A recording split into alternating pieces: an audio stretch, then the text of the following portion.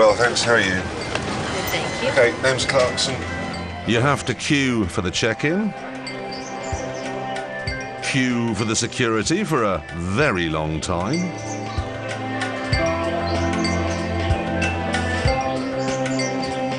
you even have to queue for coffee. Travel today seems to be defeating the point of the jet. I've got a 5-hour flight ahead of me to Los Angeles, and it's taken me 4 hours to get here to the gate. Very long way from the glory days. Ladies and gentlemen, good morning. This is your captain. Welcome to the jet age. We're cruising now. Flying in the 60s was something you dressed up for. It was very expensive, very exclusive, and there were no queues. But for the jet to really have an impact, it needed to become something that everyone could use.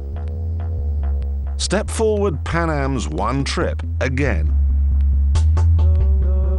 Trip got Boeing to design a monster, something to cope with the rising passenger demand, and they gave him the biggest commercial plane in the world. The Boeing 747.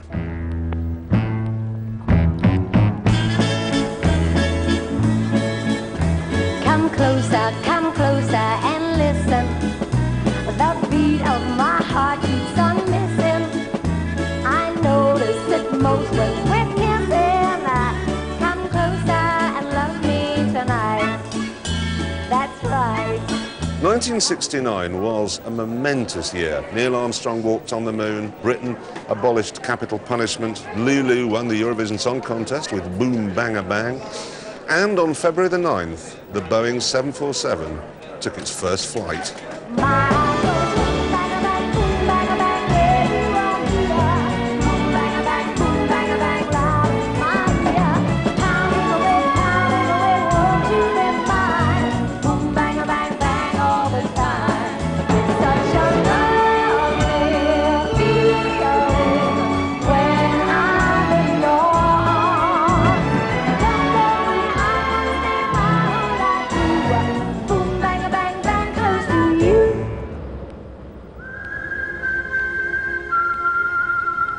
The first ever Boeing 747 is now seeing out its days in a car park in Seattle.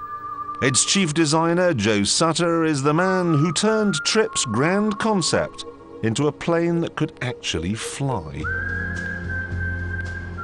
The airplane was designed as a freighter as well as a passenger airplane. We wanted to have the airplane efficient for loading and unloading on the ground so we could keep the airplane in the air.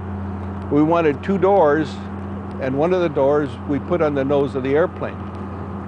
So we had to put the cockpit above the main deck, and that's what produced the hump. We had some space behind the cockpit because of the hump, and everybody wondered what to do with it. Some people thought we'd use it for crew rest, but Juan Tripp, who believed in carrying passengers and giving them the best ride he could, he decided first to use it as a dining room, but then people realized we could put paying seats up there, so it's proved to be a good economic part of the airplane. The 747 is one of the most complex engineering projects ever completed, with over 6 million moving parts. When the cabin is pressurized, the air increases weight by a whole ton.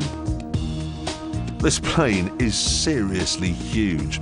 The Wright brothers' first flight could have been done in the economy section alone.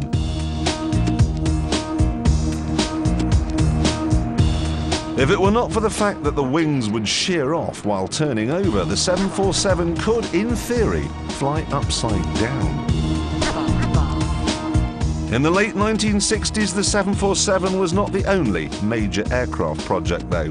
In Europe, Concorde was the vision of the future. Everyone thought we'd all end up flying supersonic, but today, Concorde is gathering dust while there are over 1,000 747s flying, and they're still building more.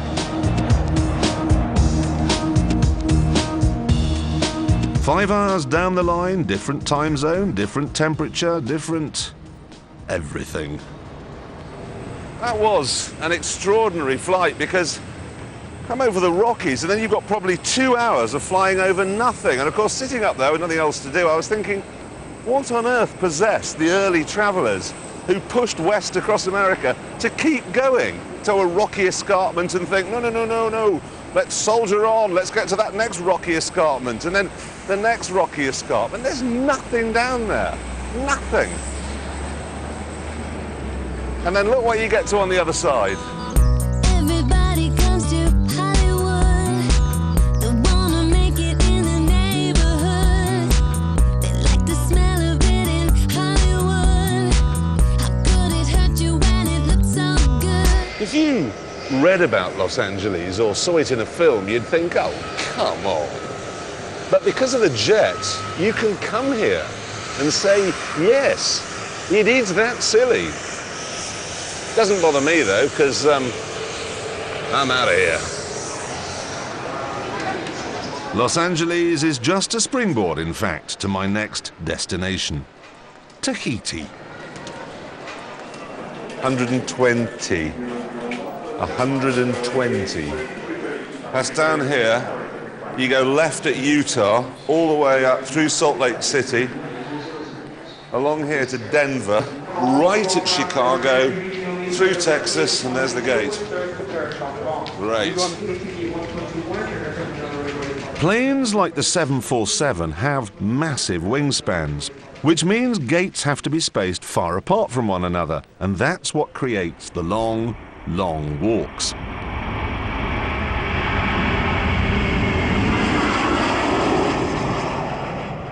And then when you finally make it for your 8-hour flight to the South Pacific, there's nowhere to rest your legs. The EU says that a crate carrying a veal calf has to be big enough for the animal to be able to turn round and groom itself.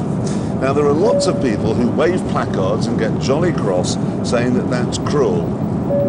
And yet, these are the same people who sit here for hour after hour after hour in abject misery to go on holiday. I'd rather be a veal. I'd love to claim that I am going to spend the rest of the flight here, but I'm not.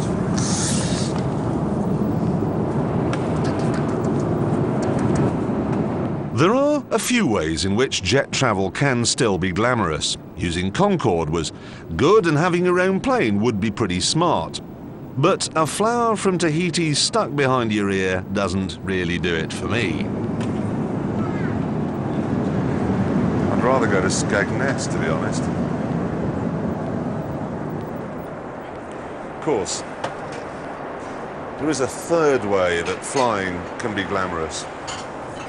At the check-in desk, get on your knees and beg, shamelessly prostitute yourself, but get yourself upgraded. Look at this. Look at this. There was so much space, in fact, that for the first time in my life I actually got some sleep on a plane.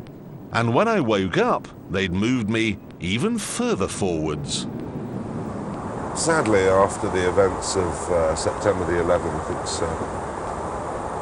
it's no longer possible to just go and visit the flight deck and see how a plane works. But then, of course, when you leave America and go back into the free world, anything's possible. There's Tahiti.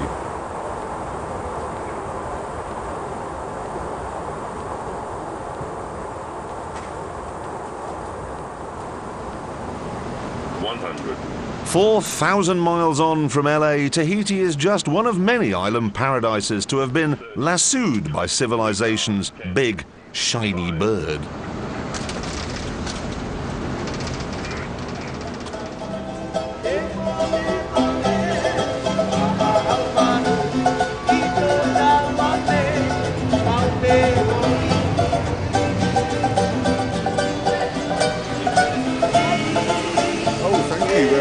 Thanks entirely to the jet, getting away from it all has never been easier or cheaper.